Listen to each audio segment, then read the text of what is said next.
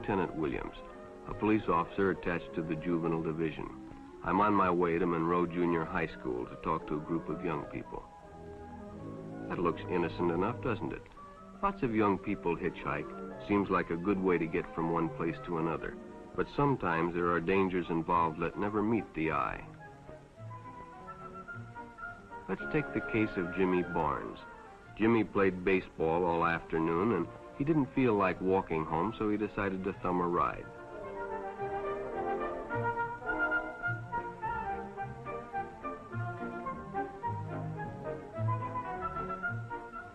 He'd done it 100 times before, and he didn't think anything was unusual when the driver struck up a friendly conversation.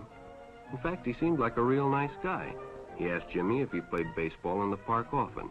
Jimmy told him they practiced 3 times a week and played a rival group on Friday afternoon. The stranger was a good listener, too, and it only seemed minutes before they pulled up in front of Jimmy's house.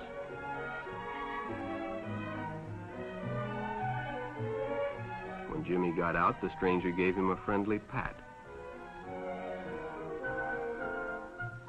Then he told him he'd see him again, as he always drove by the park on his way home.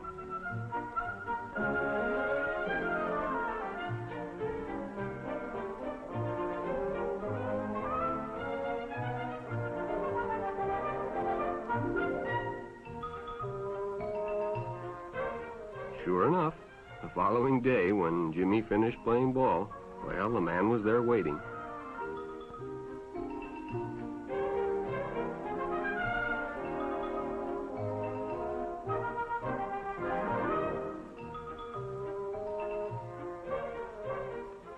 They stopped at a drive-in, and the stranger treated him to a Coke. During their conversation, he told several off-color jokes, but Jimmy had heard others before, and, well, it made him feel big to so easily win the confidence of an older person.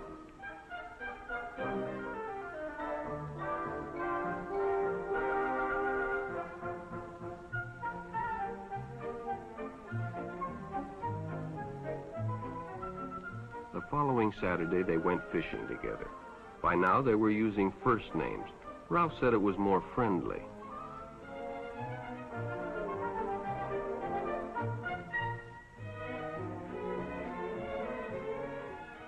Jimmy hadn't enjoyed himself so much in a long time.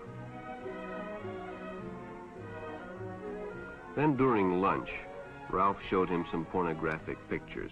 Jimmy knew he shouldn't be interested, but, well, he was curious. What Jimmy didn't know was that Ralph was sick, a sickness that was not visible like smallpox, but no less dangerous and contagious, a sickness of the mind.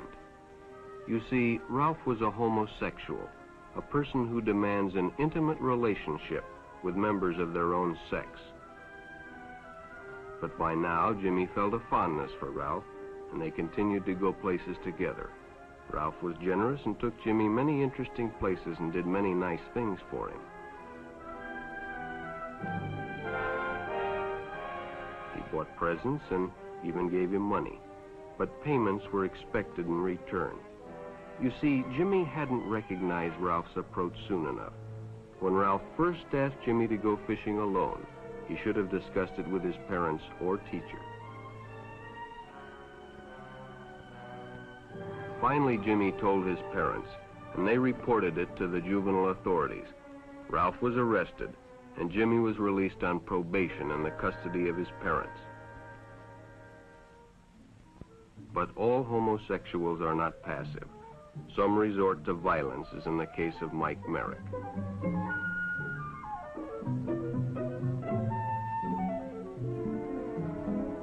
In the heat of competition, no one noticed the man who sat and watched.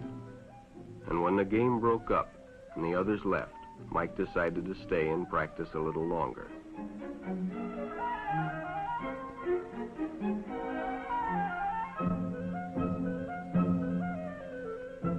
The stranger joined him. He was friendly and, well, it was better than playing alone. But after a few shots, Mike realized he had already overstayed his time and suggested he better leave.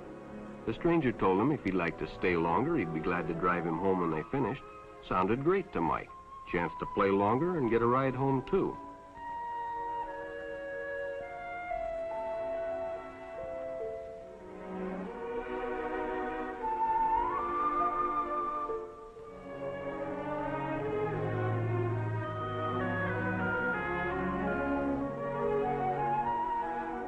When they finished, the stranger told him he'd make a fine player someday if he got lots of practice.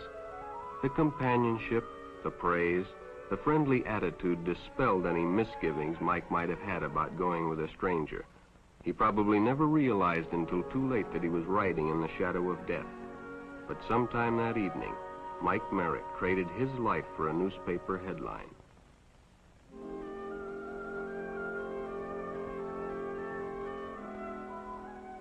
As Denny and Jerry got the papers ready for Jerry's afternoon delivery, they only casually noticed the two boys that raced by in the afternoon traffic, and they didn't pay much attention to the car that drew up shortly afterwards until the man called them over.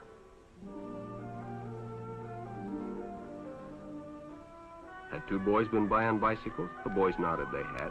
Could they recognize them if they saw them again? Well, Denny guessed he could. Then hop in, the man said. Those are stolen bikes. Without giving it another thought, Denny got in and the car sped away. Jerry watched. He'd been told many times, if a friend got in a car with a stranger, to write down the license number. It didn't seem to apply, but, well, fortunately, he marked it down.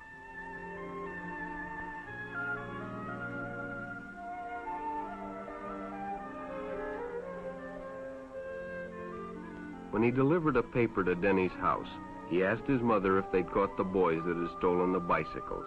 Denny hadn't returned, so he told her the story and gave her the paper with the license number.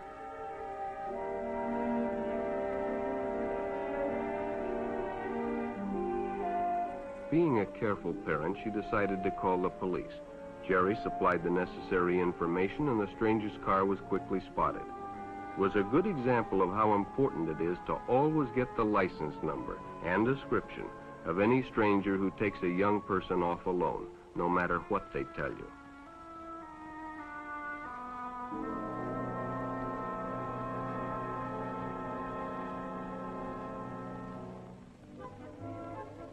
Public restrooms can often be a hangout for the homosexual. Bobby and his friends hadn't noticed the man who had been in the restroom when they changed, and as it was late, he suggested they take the shortcut under the pier, but the others preferred to take the more traveled way home.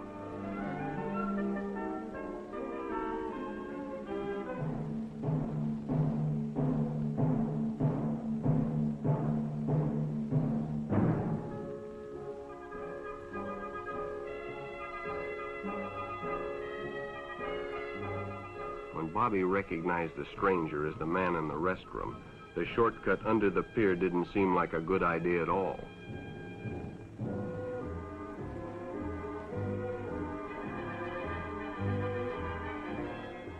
After all, it's more fun to stay with your friends anyway. Bobby had made a wise decision. It may have saved his life. The decision is always yours, and your whole future may depend on making the right one.